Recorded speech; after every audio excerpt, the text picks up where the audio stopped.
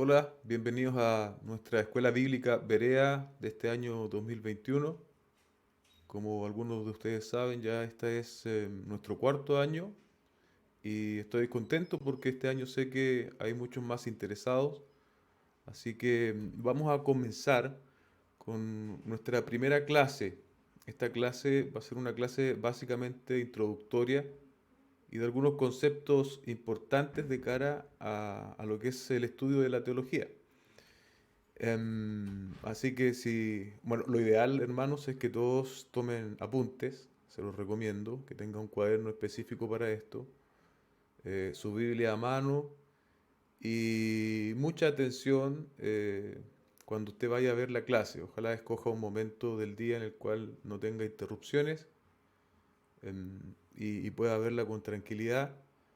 De modo de que le baste tal vez una clase y un próximo repaso a los apuntes para después, posteriormente, poder realizar los controles que vamos a ir haciéndolos cada 4 o 5 clases.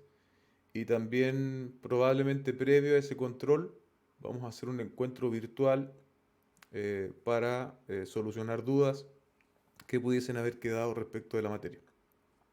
Así que sin decir más, vamos a comenzar con esta primera clase y como les dije antes, con una primera clase de introducción.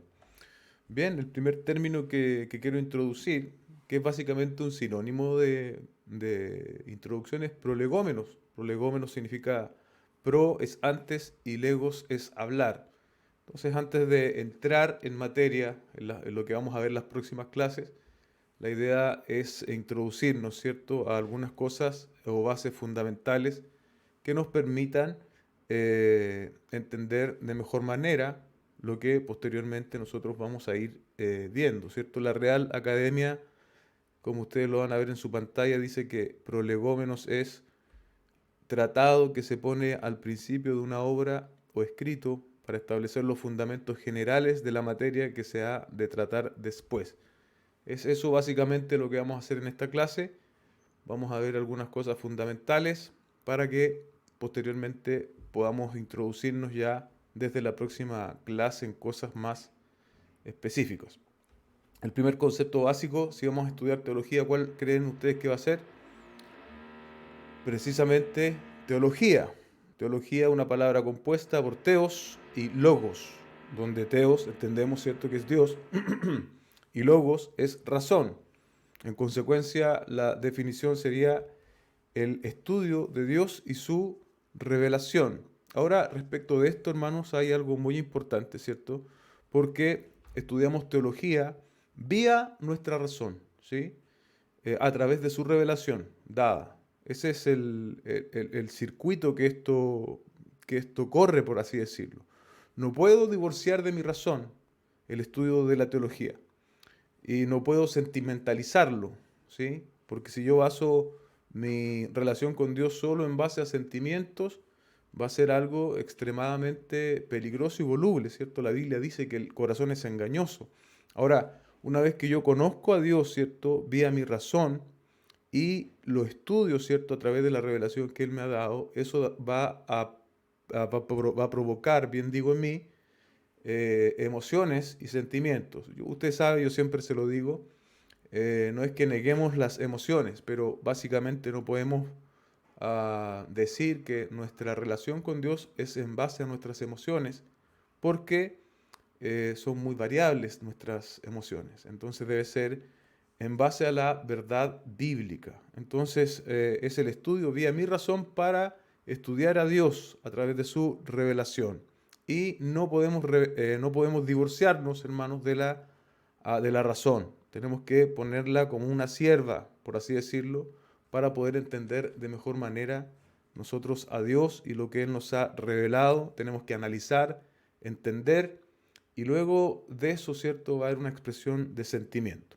Hay algunas distinciones que también usted va a ir viendo ahí en su pantalla a través de la presentación en teología. Se habla, por ejemplo, de la teología bíblica. ¿Cuál es la teología bíblica? Es el estudio de la autorrevelación de Dios en su palabra de una manera progresiva a lo largo de la historia redentora. ¿Qué queremos decir con esto? que es el estudio de la palabra del Señor, de la revelación, únicamente con la Biblia en mano. ¿Sí? Con la Biblia en mano, sin considerar lo que han dicho los teólogos a través de la historia, sin considerar las razones teológicas que se han elaborado durante el tiempo, con la Biblia en la mano y en su contexto, ¿cierto? Hablamos de teología bíblica, aplicando un entendimiento que es de tipo progresivo, ¿cierto? En la medida que vamos avanzando, esta se nos va revelando. Ahí se habla entonces de teología bíblica. La teología bíblica toma como única fuente de autoridad a la Escritura, exclusivamente a la Escritura. Otra distinción importante respecto de teología es la teología histórica. Y como ustedes ya podrán comprender, el propio nombre nos va dando ciertos indicativos. Estudia el pensamiento y las enseñanzas de grandes maestros y teólogos de la historia y de la iglesia, las declaraciones de los concilios, los dogmas y las fórmulas o formación de credos. Eso es la teología histórica, ¿cierto? Entonces ahí podríamos decir que su fuente es la historia, no divorciado de la Biblia, obviamente, porque todas estas conclusiones se han llevado a cabo a través de la Biblia. Pero está considerando básicamente la, toda la elaboración, ¿cierto?, doctrinal a través de los años, todas las formulaciones y todo lo que la Iglesia ha llegado a conclusiones a través de distintos tiempos y con distintos hombres protagonizando esto. Y bueno, ahí se formulan ciertas enseñanzas y lo que estas enseñanzas, ¿cierto?, debiesen tener siempre es que concuerden con la Biblia. ¿Sí? Sí, obviamente algo puede ser muy histórico, muy relevante, pero si no tiene asidero bíblico, si no es consistente con la Escritura, no tiene mayor valor, salvo, ¿cierto?, podríamos decir, el histórico. Luego, otro sistema, ¿cierto?, que va a ser probablemente el que nosotros vamos a estar más utilizando durante nuestras clases, es la teología sistemática. Ahora, ¿qué hace la teología sistemática? En nuestra definición, ¿cierto?, se nos dice, estudia la revelación bíblica como un todo y no conforme al desarrollo histórico, como lo era la anterior, y la organiza por tópicos de una manera consistente. Es la teología que organiza la doctrina. ¿Sí? Entonces, ahora, por ejemplo, la teología sistemática toma un tópico, el pecado. Entonces, toma la Biblia, ¿cierto?, como un todo y también toma las consideraciones históricas, también toma la teología, es decir, toma la teología bíblica y toma la teología histórica y elabora un concepto del pecado, que en teología, por ejemplo, se llama amartiología. Y entonces ahí elabora todo lo que la Biblia dice, de manera plana, dicen algunos teólogos, ¿cierto? Y lo pone sobre la mesa y lo empieza a sistematizar. Y ahí entonces es que se habla de diferentes doctrinas en torno a la teología sistemática. Entonces eso es muy importante porque va a ser básicamente lo que nosotros para un mejor entendimiento vamos a estar utilizando. Vamos a estar hablando de doctrina unas semanas, ¿cierto? De otra doctrina otra semana y así vamos a ir avanzando conforme el Señor lo permita. Espero que no se haya cansado todavía, estamos recién partiendo, así que siga concentrándose ahí, no se distraiga.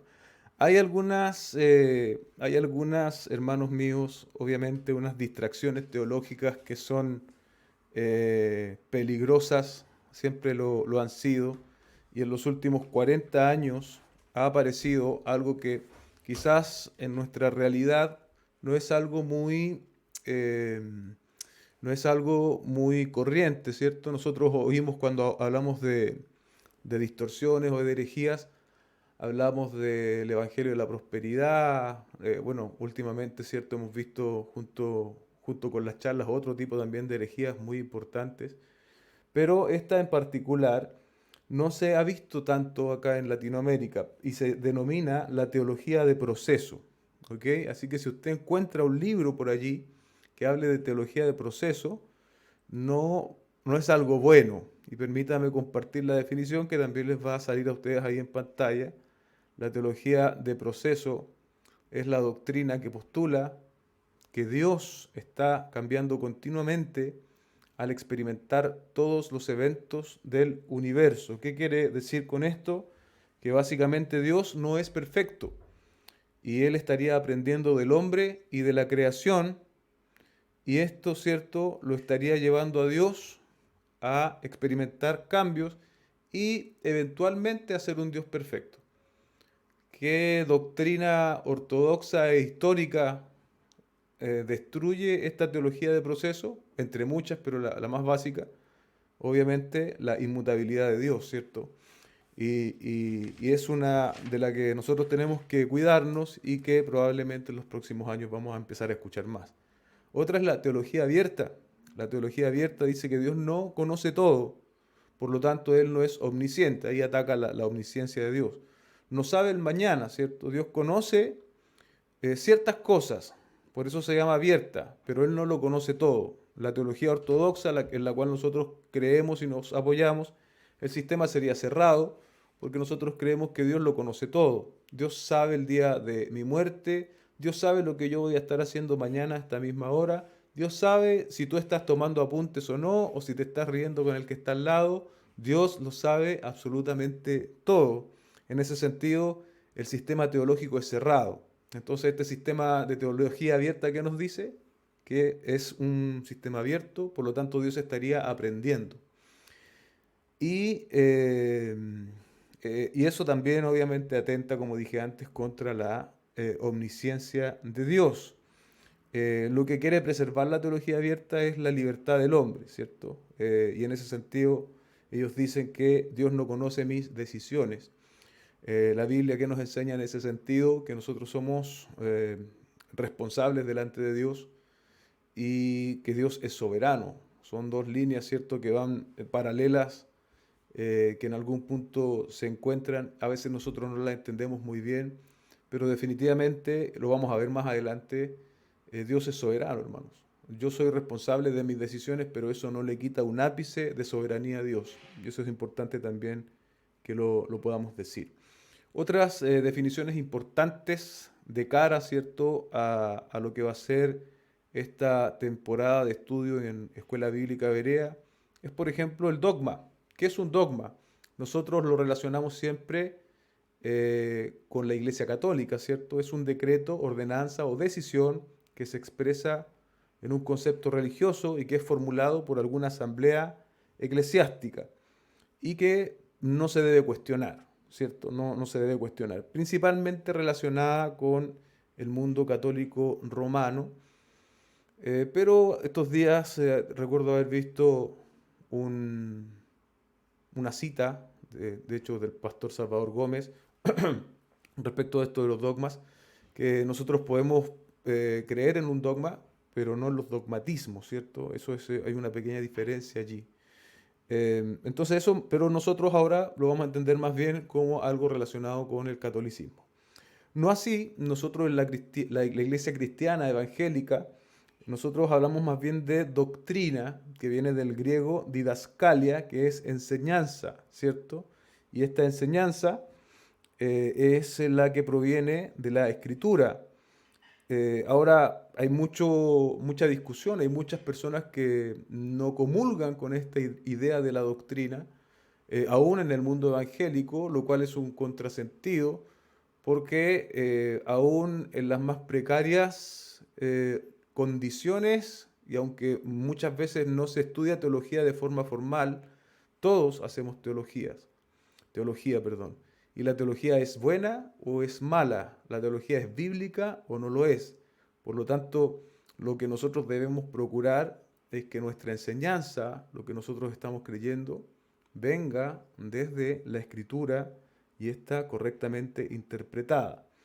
Otro concepto o definición es el mito, que es una creencia que se acepta sin subjetividad. Y esto está básicamente relacionado con lo supersticioso y no corresponde a la realidad. Es decir, es una pérdida de la objetividad. Existe mucho, ¿cierto? Cuando se mezclan las cosmovisiones, cuando cosmovisiones animistas, ¿cierto?, abrazan el cristianismo, ahí se produce una amalgama y se empieza a mezclar el cristianismo con otras cosas.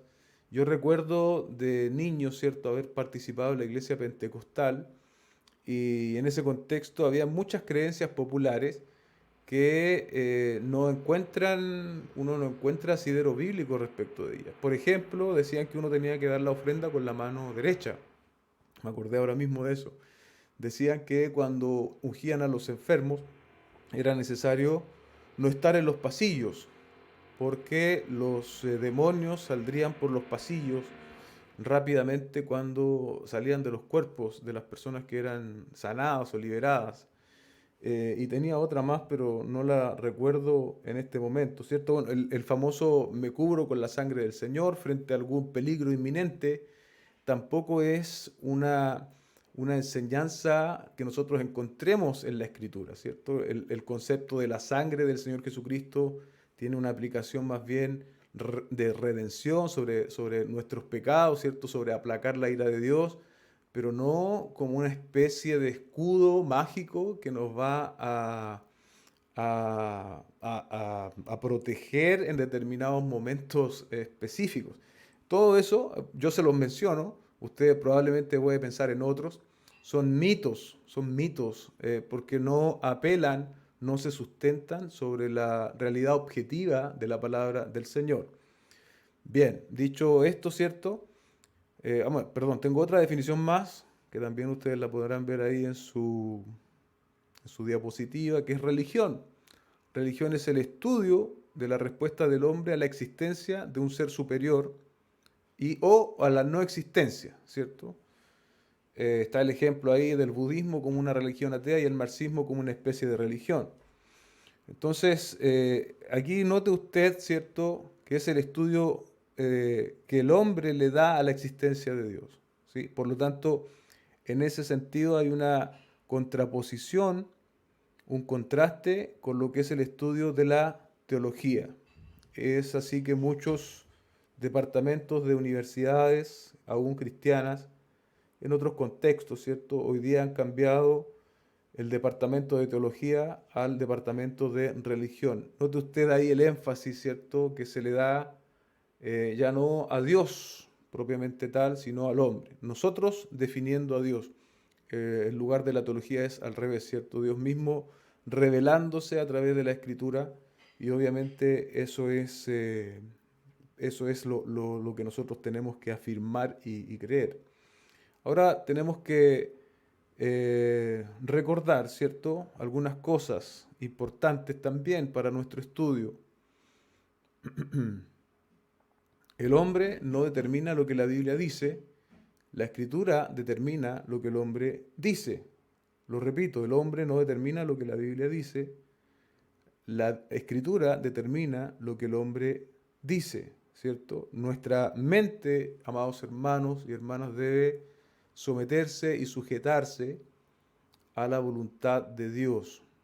Hoy en un mundo, en una sociedad, en una cultura tan rebelde, tan dueña de la verdad, muchas veces nosotros los cristianos también corremos este riesgo de pretender vulnerar la verdad de Dios.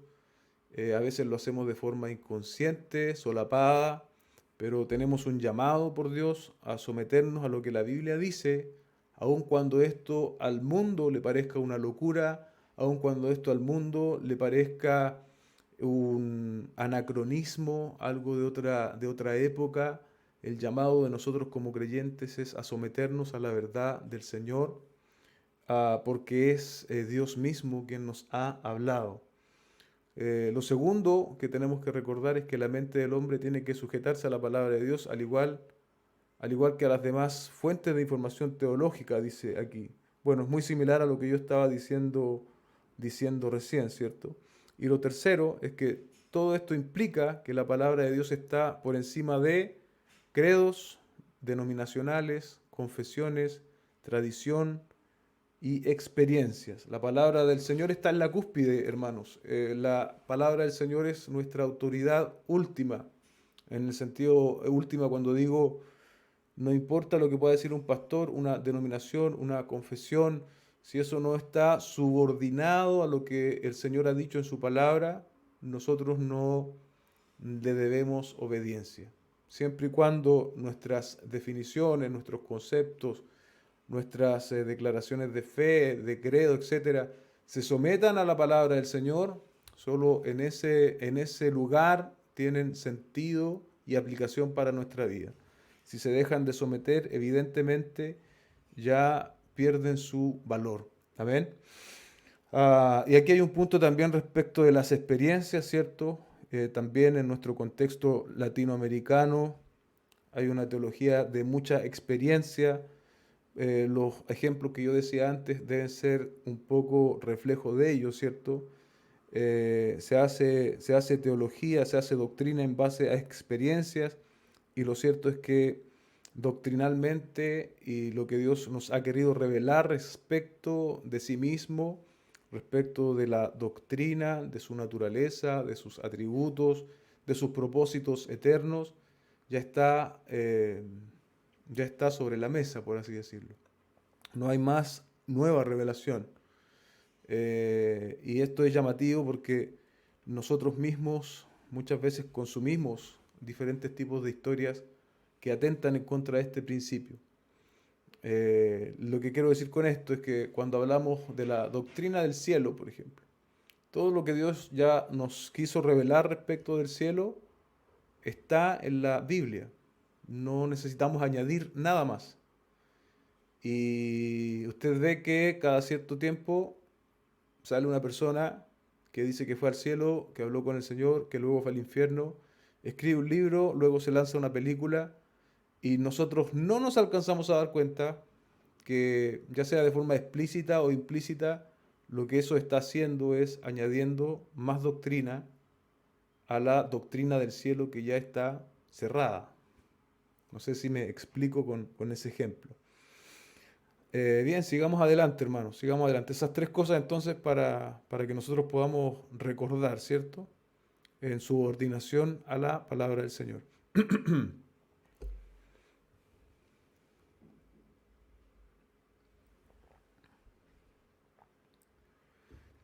Vamos a hablar de presuposiciones ahora. Las presuposiciones relacionadas con la revelación de Dios. El primer presupuesto es que Dios existe, ¿cierto? Y como Dios existe, evidentemente Él puede ser conocido, ¿sí? Él puede ser conocido. Lo segundo es que Dios se ha revelado al hombre.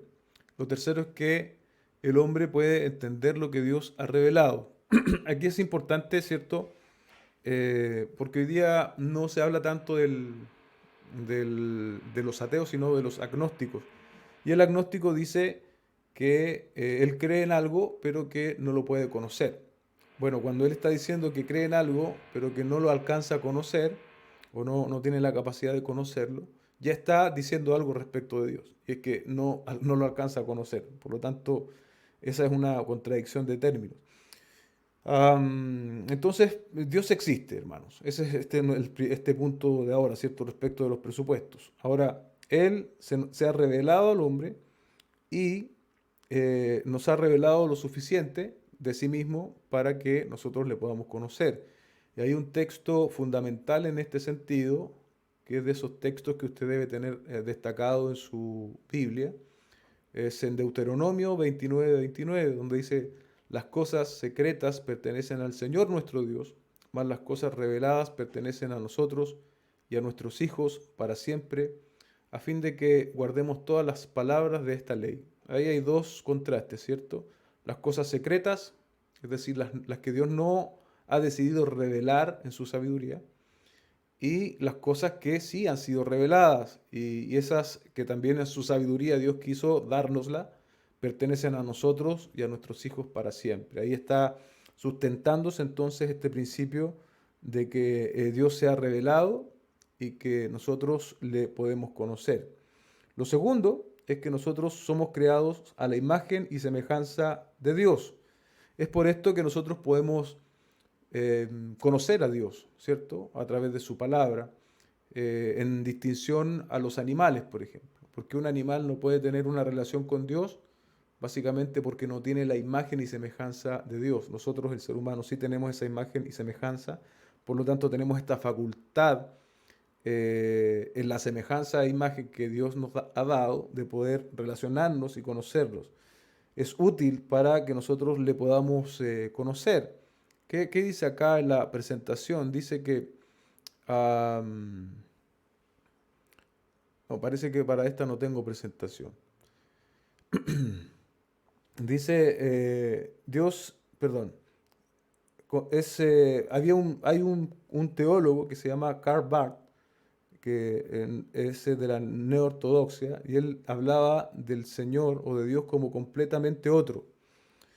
Y la verdad es que si eso fuese literal, podríamos nosotros llegar a la implicación de que Dios no le podemos conocer. Definitivamente Dios ha hecho condescendencia con nosotros, sus hijos, con la humanidad, y nos ha dado la posibilidad de poder conocerle, de poder entenderle, porque, como dije antes, nos ha dado su imagen. Em, Ahora vamos a ir al tercer punto de estos presupuestos. Recuerda, el primero, Dios existe.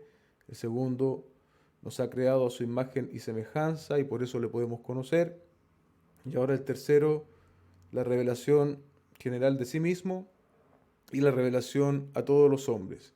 La revelación general, ¿cierto? Dice que es la revelación de Dios a través de la naturaleza y de todo lo que está disponible, es decir, de todo lo creado. Salmo 19, 1, 4 dice, los cielos proclaman la gloria de Dios, la expansión anuncia la obra de sus manos.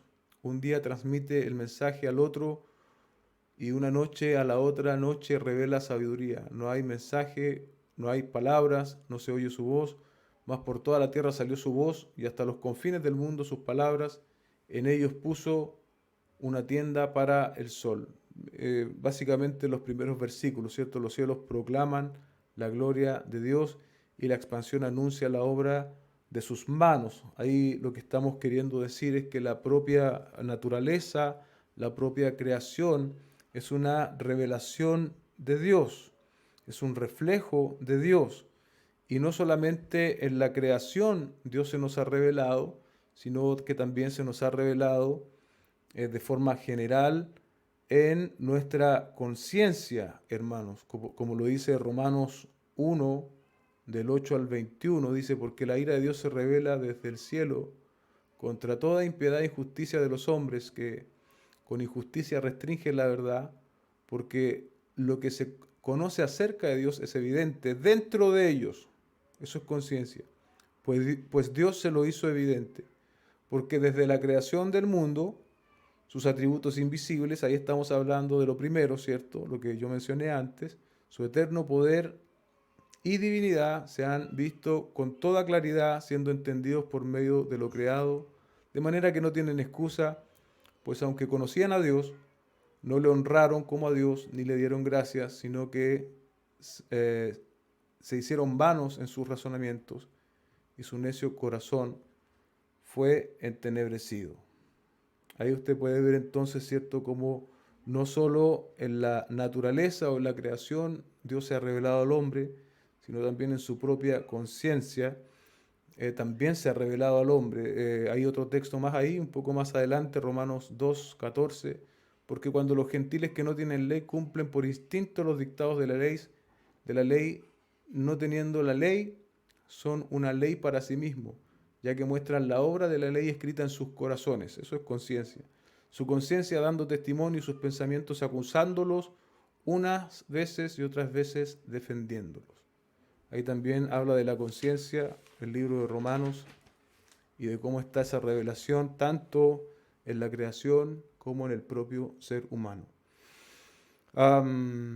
Job 12, 7 al 9 dice, y ahora pregunta a las bestias y a las que te enseñan y a las aves de los cielos y que ellas te informen, o habla a la tierra y que ella te instruya, y que los peces del mar te lo declaren.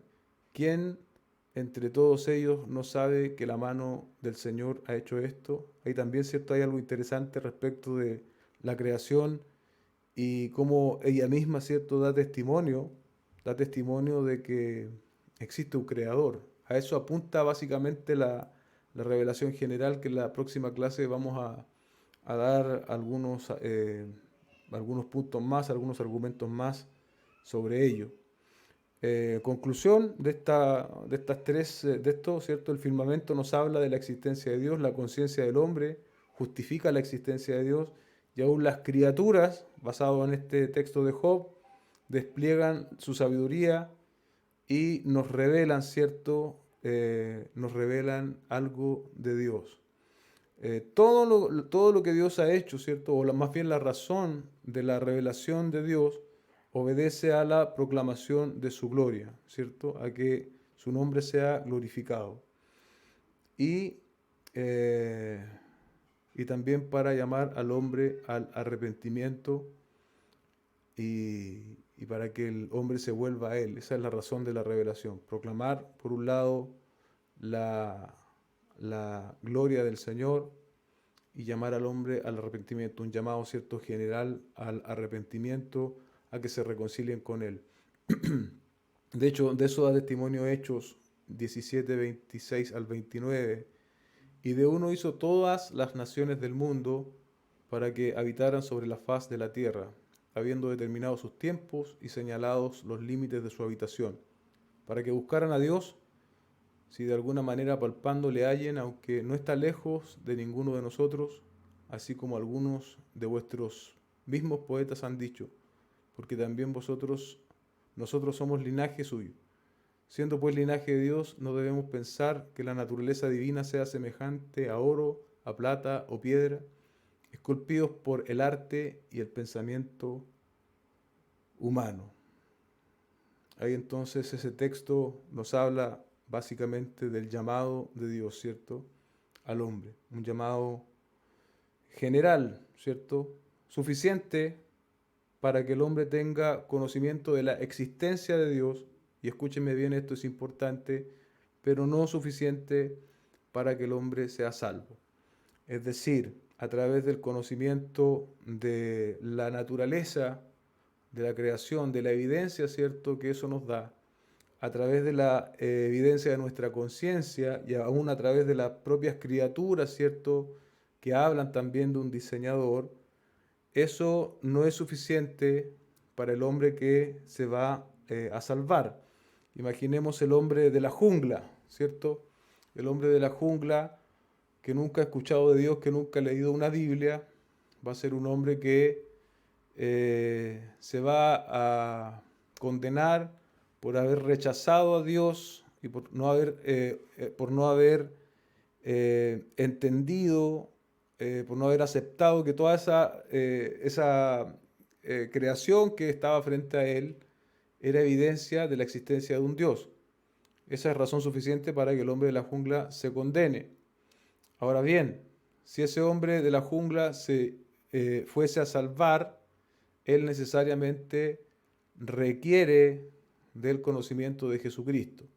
Y ahí es donde pasamos al segundo tipo de revelación, que es la revelación especial, ¿cierto? Porque como dije antes, la revelación general no es suficiente argumento para que nosotros conozcamos a Dios. Y eso también producto del pecado. Eso lo vamos a hablar la próxima semana también de nuevo. Entonces la revelación especial, tal como dice acá en, en nuestro texto, dice revelación especial que Dios ha hecho a unas personas y a otros no. Esa es la revelación especial o específica. Y bueno, la revelación específica o especial más grande que nosotros podemos entender es la encarnación de nuestro Señor Jesucristo. Pone de manifiesto la naturaleza, la voluntad y el propósito de Dios para con el hombre. Y hay instrumentos de esta revelación, ¿cierto? Los vemos nosotros en el Antiguo y Nuevo Testamento, visiones, sueños, teofanías, ángeles, profetas, Jesucristo como la máxima revelación, ¿cierto? Como la cúspide, como la revelación suprema. Y obviamente todos estos conceptos, todas estas enseñanzas o modos de revelación en el conjunto mayor que es la escritura.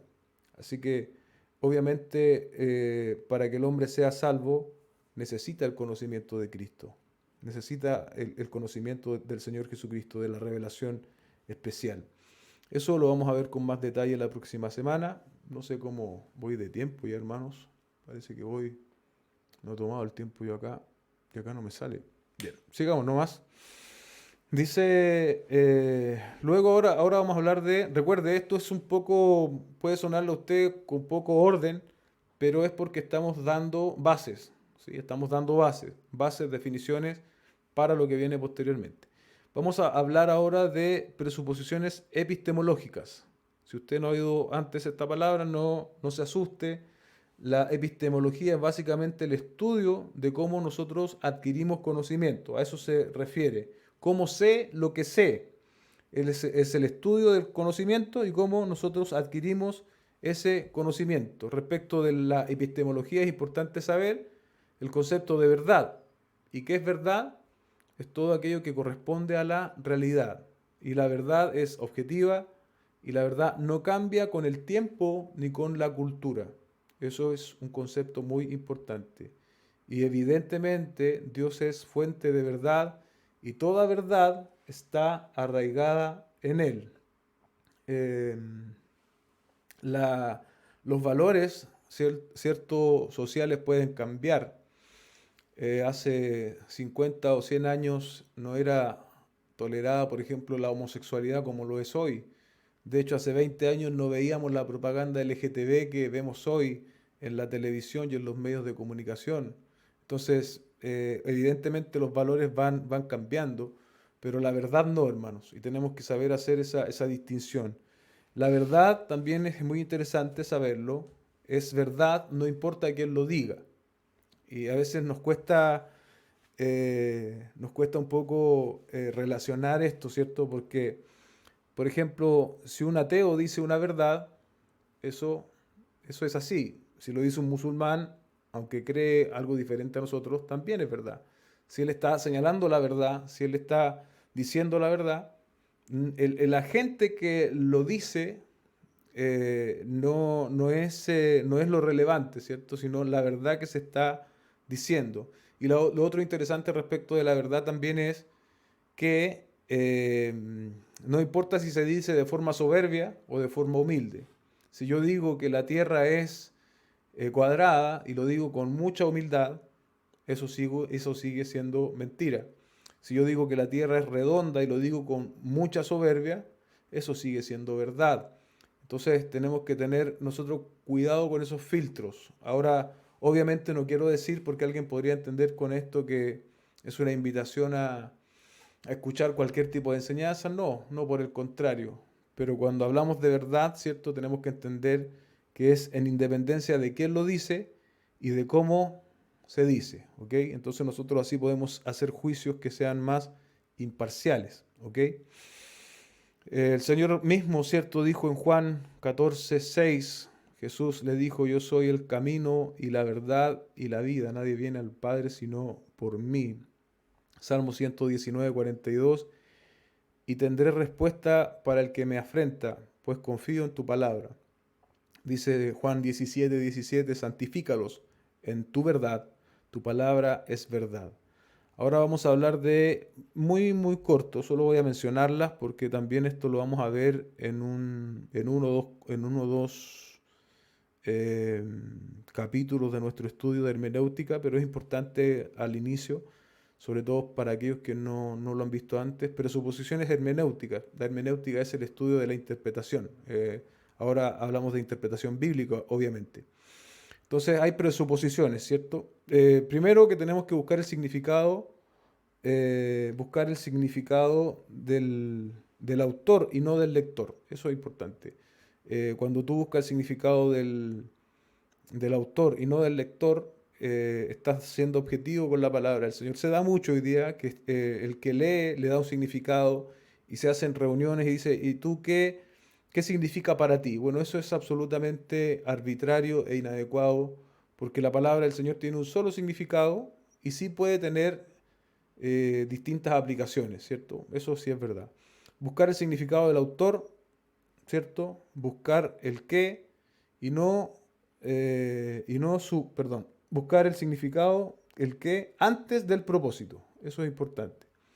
Y en ocasiones el autor no revela por qué lo dijo, limitarse a lo que el texto dice. ¿Sí? En ocasiones el texto no nos dice por qué se dice algo, entonces ahí nosotros tenemos que tener cuidado, reserva y limitarnos a lo que la palabra del Señor dice. Y buscar el significado de lo que se está diciendo en el texto y no más allá. Bueno, eso es muy básico, muy elemental, pero obviamente vamos a tener alguna clase de eso, así que no se preocupe mayormente. Seguimos hablando de las presuposiciones y ahora de las presuposiciones metafísicas. No se asuste con la palabra metafísica. La metafísica es el estudio de la realidad. Dios existe y su existencia puede ser contundentemente deducida. Dios existe y su existencia puede ser deducida desde la creación y por medio de lo que hablábamos hace un rato, ¿cierto? Por medio de la conciencia del hombre y también la revelación de Dios. Pero aquí hay argumentos que históricamente se han entendido incluso como argumentos naturales que apelan más bien a la razón. Solo los voy a mencionar. El primero es el argumento cosmológico que defendió Tomás de Aquino, donde él dice que todo diseño acusa la existencia de un diseñador y que de la nada nada se origina. El segundo es el argumento teleológico, con William Paley, donde todo lo que existe tiene un propósito, tiene un fin.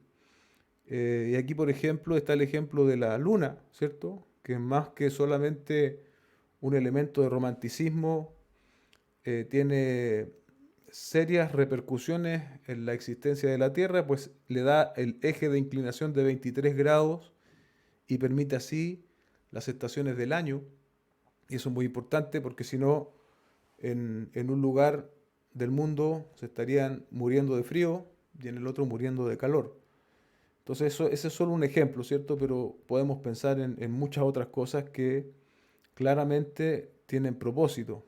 Ese es el argumento teleológico. Y el argumento moral, que uno de sus defensores fue C.S. Lewis, este también es muy interesante porque habla del conocimiento de lo que es bueno y lo que es malo.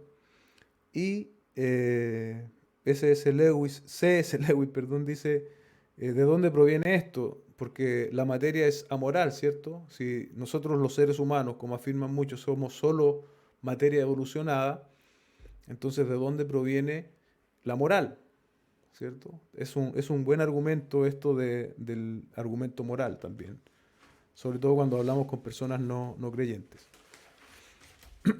Recuerdo que alguna vez con un profesor que es cliente mío en el local, yo apelé a ese argumento y él es profesor de filosofía. Y bueno, él más bien se tiró por la tangente, no supo responderlo muy bien. El cuarto argumento es el argumento ontológico. El argumento ontológico nos habla de la... Bueno, este es un poco más rebuscado. De hecho, el pastor Núñez cuando lo enseñaba decía que él aún no lo logra entender, pero yo lo entiendo de la siguiente forma. Es la concepción de un ser perfecto, ¿sí? Yo puedo y tú puedes imaginar un ser perfecto, ¿cierto? Ahora, si lo puedes concebir, quiere decir que ese ser perfecto existe. Va más o menos por allí. Si lo puedes concebir, es superior, por lo tanto, ese ser perfecto debe existir. Se lo dejo ahí si alguien quiere buscar más información, pero eso básicamente dice el argumento ontológico de Anselmo. Ya vamos terminando. Ahora sí, ¿por qué estudiar teología? ¿Por qué es necesario estudiar teología? Lo cierto es que si vale la pena estudiar cualquier disciplina o materia o carrera universitaria, cuanto más, hermanos míos, estudiar teología, porque la teología es el estudio del carácter y de la revelación del ser que creó el resto de las cosas. Algunos pasajes bíblicos importantes respecto de esto, ¿cierto? Primera de Pedro 3:15, estando siempre preparados para presentar defensa ante todo el que os demande razón de la esperanza que hay en vosotros, pero hacedlo con mansedumbre y reverencia. Primera de Pedro 2:2, desead como niños recién nacidos la leche pura de la palabra, para que por ella crezcáis para salvación. El aprendizaje de la teología debe ser aplicado, obviamente, o pierde todo su valor. Todo lo que nosotros vamos a adquirir durante este curso, hermanos, tenemos que pedirle al Señor que nos ayude a aplicarlo en nuestros corazones, en nuestras vidas, en nuestras familias, en todo lo que nosotros hacemos. Porque acumular conocimiento sin aplicación, la verdad es que es un contrasentido. Pidámosle al Señor en humildad, si Él nos va a permitir aprender un poco más de Él durante este curso, que nosotros podamos desarrollar, ¿cierto?, un carácter que nos permita poner por práctica con la guía de su Espíritu Santo todo lo aprendido. Hebreos 5, 11 al 14, ahí usted después lo puede leer con más calma. Primera de Timoteo 4, 16, ten cuidado de ti mismo y de la doctrina y persevera en estas cosas, le dice Pablo a Timoteo. Tito 1, 9, reteniendo la palabra fiel, que es conforme a la enseñanza para que sea capaz también de exhortar con sana doctrina y refutar a los que contradicen. Segunda de Timoteo 4, 3, 4, porque vendrá tiempo cuando no soportarán la sana doctrina, sino que teniendo comezón de oídos, acumularán para sí maestros conforme a sus propios deseos y apartarán sus oídos de la verdad y se volverán a mitos. ¿Se acuerda que hablábamos de los mitos?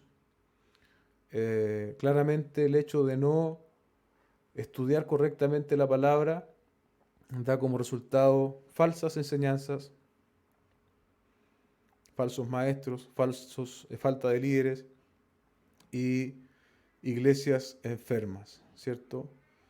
Y esto de las iglesias enfermas, muchas veces a nosotros no nos cuesta discernirlo, cuesta verlo, ¿cierto? Porque tenemos una evaluación muy humana, muy sobre números, sobre crecimiento. Y lo cierto es que hay grandes iglesias con muchas personas participando de ellas, pero seriamente enfermas porque no han obedecido a la enseñanza de la Escritura. Por lo mismo tenemos falsos maestros, tenemos falta de líderes, tenemos falta de doctrina. Y finalmente, ¿cuál debe ser nuestra disposición para estudiar la palabra? Humildad, porque tal como dice Primera de Corintios 8:1, el conocimiento envanece. Debemos tener siempre humildad y debemos entender siempre que si hay un título que siempre debemos tener pegado en nuestra frente, en nuestro pecho, es el título de discípulos. Y que siempre vamos a poder aprender de otras personas. No necesariamente de personas altamente académicas, sino también de personas simples, de personas que muchas veces saben menos letra que tú o que yo, pero que tienen una experiencia mayor. Eso también es importante, hermanos, que lo podamos rescatar. Y evidentemente todo esto no tiene tampoco valor, no tiene tampoco contenido ni aplicación, sino es bajo la iluminación del Espíritu Santo.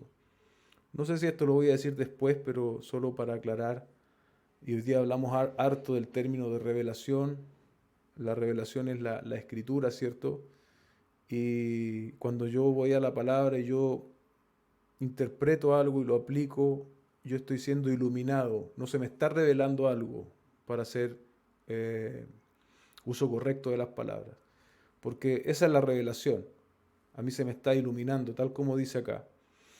Y bueno, el texto sí, primera de Corintios 2, 13, 14, dice, de lo cual también hablamos, no con palabras enseñadas por sabiduría humana, sino con las enseñadas por el Espíritu, combinando pensamientos espirituales con palabras espirituales.